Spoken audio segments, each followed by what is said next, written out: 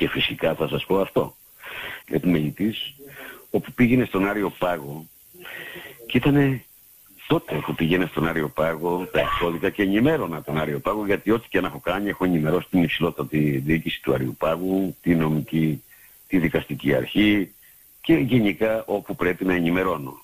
Δεν κάνω τίποτα αυτόνομο και πάντα ότι πρέπει να είναι σύνομο. Και αν δεν είναι σύνομο με τους νόμους, παρακαλώ πέστε μου που να διορθώσω. Κινούμαστε πάντα μέσα στα πλαίσια της νομιμότητας.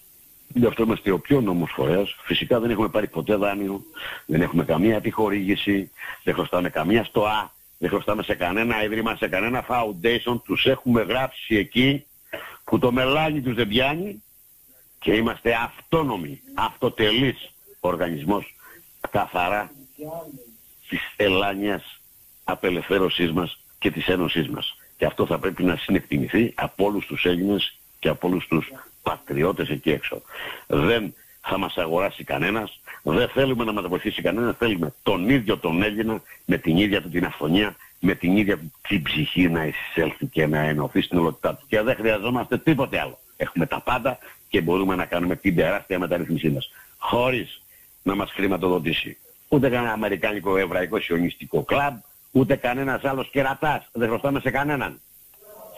Έτσι λοιπόν βλέπουμε, δεν έδινε τα εξώδικα στον Άριο Πάγο, όταν είχε βγει η απόφαση των 600 και ένα χρόνο έπειτα, που πήγε και τα άλλα τα παγκόσμια ταμεία, ρωτάει ο άνθρωπος, γιατί έδινε στους αντισαγγελείς, τον εισαγγελέα του Άριου Πάγου και στον πρόεδρο του Άριου Πάγου, στους αξιωματούχους. Τώρα παιδιά, τι γίνεται εδώ, δεν βλέπετε? Ναι, γιατί ο κύριος τώρα λέει έχει κανένα παράπονο από εμάς? Αυτά είναι τα λόγια για τα οποία τα έχει ανοικομπεί ο άνθρωπος. Είναι λόγια του Άριου Πάγου. Τι πρόβλημα έχει ο κύριος Σόρας αφού αφώθηκε για τις κατηγορίες του? Βεβαίως τα 600 δις είναι του κύριου Σόρα, δεν έχουμε κανένα πρόβλημα. Ναι, λέει, αλλά τι γίνεται, οι Άγιοι δεν τα παίρνουν. Τι ακριβώς γίνεται? Λέει, αυτό είναι πολιτική βούληση. Α, είναι πολιτική βούληση. Μάλιστα. Ναι, απ' τη μία είναι πολιτική βούληση. Απ' την άλλη όμως, ρε Άριο Πάγο, όταν εσείς νομιμοποιείτε μνημόνιο, πώς είναι δυνατόν να νομιμοποιείτε τα μνημόνια ενώ υπάρχουν εκεί τα 600 δισεκατομμύρια, τα οποία είναι χωρίς τόπο? Άρα δεν είναι πολιτική βούληση το μνημόνιο, δεν μπορείτε να το σταματήσετε, ενώ έχετε δίπλα στα 600. Όχι. Τότε να πείτε ότι είστε και πολιτικά παιδιά. Και βεβαίως ο Άριος Πάγος, και βεβαίως η δικαστική αρχή, έχει πάρει επίσημη θέση. Λέει, αν δεν ξεκαθαρίσουν οι βουλευτές, οι πολιτικοί, οι οποίοι αυτοί μας πιέζουν, δεν μπορούμε να κάνουμε τίποτα. Και όσο αυτοί έχουν άσυλο, και εμείς δεν έχουμε, αλλά και αυτοί έχουν άσυλο. Και οι δύο έχουν άσυλο. Και η δικαστική εξουσία έχει άσυλο, αλλά και η πολιτική εξουσία. Αλλά ουσιαστικά είναι δύο εξουσίες που ουσιαστικά, αν το θέλετε, είναι το θέμα ποιος δεν πρέπει να έχει άσυλο για να τελειώνει η ιστορία. Άρα πρέπει να έχουμε οι έντιμους πολιτικούς και να πάρουμε το άσυλο από τους δικαστικούς, ή θα πρέπει να μην έχουν άσυλο οι πολιτικοί και να έχουν άσυλο οι δικαστικοί και να τελειώνει το θέμα. Πάντως και οι δύο υπηρεσίες αυτές να έχουν άσυλο είναι πραγματικά τραγικό. Λοιπόν, ο Άριος Πάγος έχει δηλώσει τις προθέσεις του από παλαιότερα.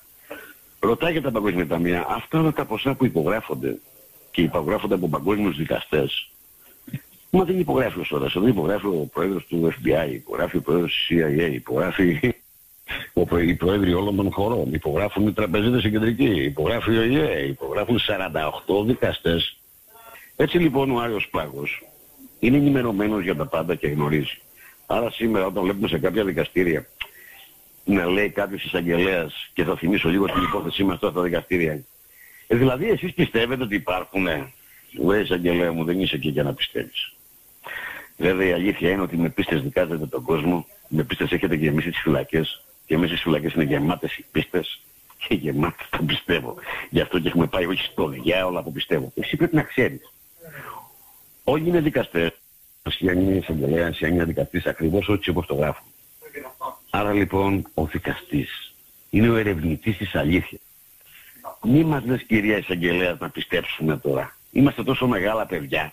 Σου φέρνουμε στοιχεία στην έδρα. Ακούστηκε στην έδρα στο δικαστήριο ότι μπαίνουν σε προϋπολογισμό τα 600 δισεκατομμύρια. Σας λέω, αν είναι να με δικάσετε για 600, μην με δικάσετε για 600. Είναι 2.375 και έκοψα τα 600 και τα έφερε στην Ελλάδα και το ίδιο συμβόλαιο έχει άλλα 7-3 από πίσω. Δικάστε με για όλα δηλαδή. Μην μου κάνετε τώρα σκόντο. Απ' την άλλη, Είναι πολύ πιο απλά τα πράγματα για να τελειώνουμε μία και διαπαντός. Με τη γελιότητα και ο Έλληνας πρέπει να σταματήσει. Βάζουν λοιπόν 4 δικαστές που τους πιέζουν όλοι οι διάολοι και τους παίρνουν όλοι τηλέφωνο ότι θα τους διώξουν, ότι μπορεί να έχουν και σκανδαλάκια κι άλλα. Υπάρχουν και καθαροί άνθρωποι στη δικαιοσύνη, μπορώ να το πω. Και φυσικά τους πιέζουν και βγάζουν όποια απόφαση θελήσει, ένα καθεστώς μαύρο που είναι με τα τηλέφωνα ή με τις αόρατες φωνές. Άρα δεν μπορούμε να βάλουμε το βάρος στο δικαστή. Ο Έλληνας πρέπει να ενημερωθεί και να ξέρει. Και ο δικαστής δεν θα μπορεί να κάνει χατήρια γιατί θα ξέρει και αυτός. Αλλά θα ξέρει ο δικαστής, το ξέρεις και εσύ. Άμα είσαι βόδι τελειωμένο, ρε Έλληνά μου, τι να σου κάνουν 4-5 δικαστές, θα τους διώσουν. Είναι άνθρωποι με δουλειά και θα τους διώσουν. Και φυσικά έχουν και πολλά. Είναι ως φιοκάμπτες γιατί έχουν σκέλετους ο καθένας το δικό του σκέλετο στην πλάτα του.